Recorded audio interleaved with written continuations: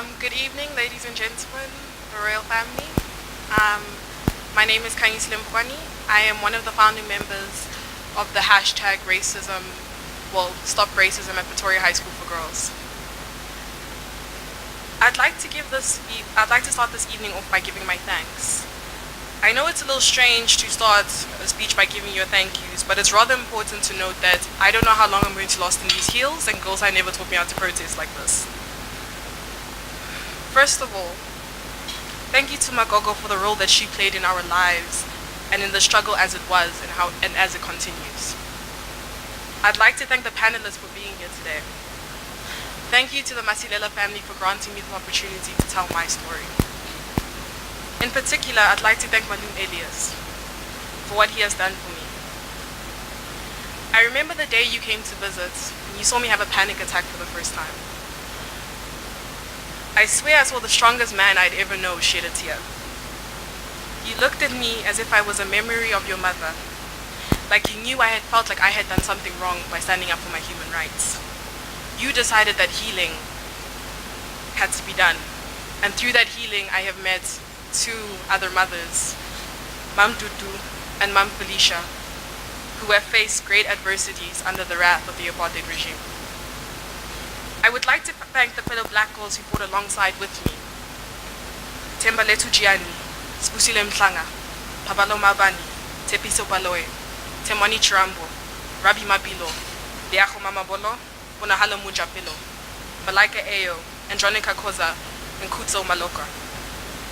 Your names will not be whispers in history books, and without you, I would have not gotten through last year. I love you all. I would like to thank our parents who gave us support last year. I would like to thank my beautiful mother, who gave up a year of her life to fight alongside me. She held me in the tightest bubble I'd ever felt. I felt like I was a child in her womb and nothing would get to me. Nobody would dare touch her child or any other black child because it takes a village to raise a child, but it only takes one black woman to run a revolution. Mother,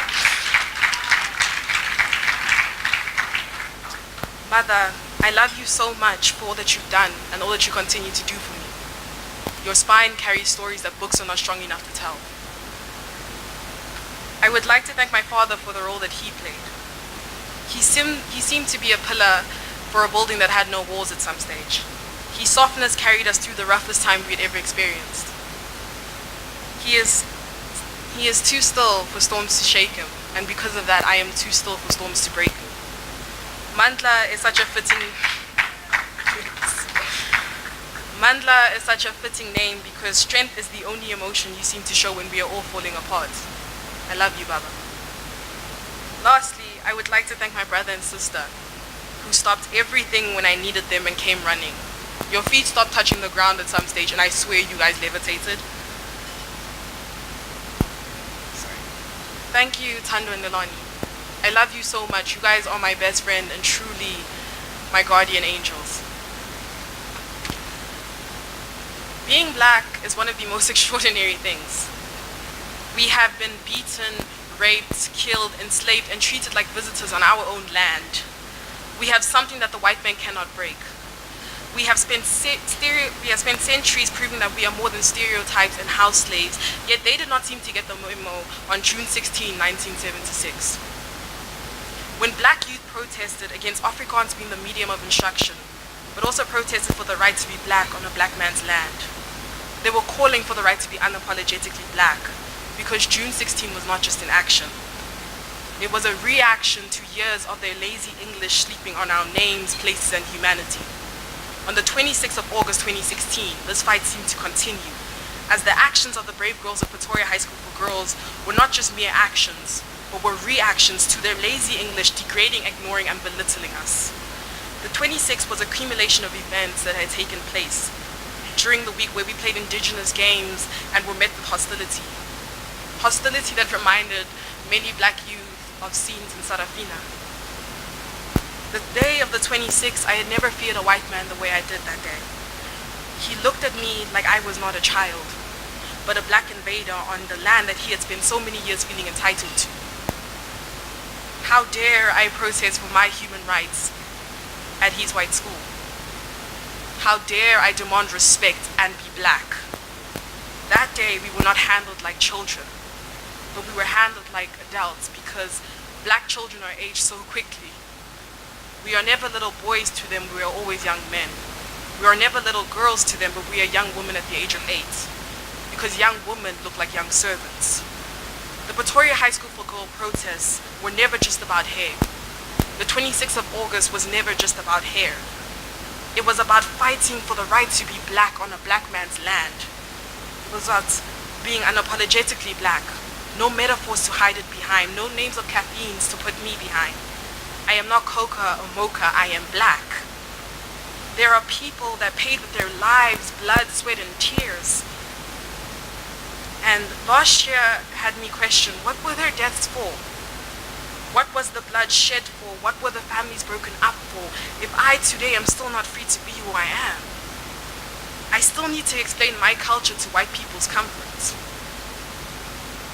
When you use the term born free, please tell me what we're born free from. Because is it a victory because I am privileged enough to be the first in my family to attend a university when my classmate is the 10th in her family to obtain a degree? I believe that there should have not been a Truth and Reconciliation Council. There should have been a Nuremberg trial because, let's be honest, that was just storytelling time for white people. There were no repercussions for apartheid, and apartheid was a figment of black people's imagination, like the white youth would call it today. I've also learned that during this time, that to forgive is not to forget, but it is to hold the perpetrator accountable for their actions. Forgiveness is for the healing of the victim and not the perpetrator. Although I may have suffered panic attacks, depression, and ultimately hospitalization after my suicide attempt, I am still standing. And my fight still continues to live long after the hype of it has died down. My fight still continues in small ways, by being victimized daily. My fight is no longer a choice, but a way of life. I was picked on for 2 weeks for not having a new jersey in matric, even though I had bought numerous jerseys in the past and they'd all been poor quality. The victimization at school is almost comical, and I laugh as I carry my head high and refuse to have my blackness watered down with milk or sugar. You have to ask yourself, what are you made of? What makes them appropriate your black culture, make fun of your black tongue, and listen to your black music? Well, in the words of Angela Davis, it's that black magic, baby. Thank you.